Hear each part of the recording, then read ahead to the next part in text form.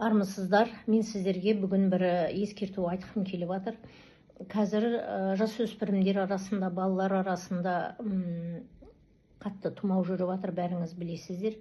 Жалпыда өзі күз көктем келгенде, ауа райы қобалжып осылай ауысатын кезде, күздің қысқа ауысатын кезде, күз кеткісі келмейді, қыс өзінің қыстығын түсіргісі келіп, биыл ерте басталып кетті. Міне біздің Астананың өзінде, Северный Қазақстанда қар жауып, кішкене адамдар салқындап қалып жатқан жағдай бар. Күн жылтырап тұрғаннан кейін күн жылы деп ойлайды, шын мәнісінде жер зәктеніп қалған.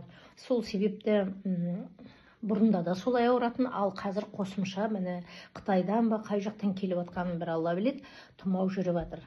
Оның жасыратыны жоқ. Күні түні маған звондап жатыр, баласының температурасы түспей жатқанын айтады, емесе өздерінің ауырып жатқанын айтады. Шағымданып, міне жазылмай жатырмыз, қанша дәрі ішекте дейді. Сол үшін ескерту болсын, сіздер байқап жүріңіздер, шамалдатып қалмаңыздар.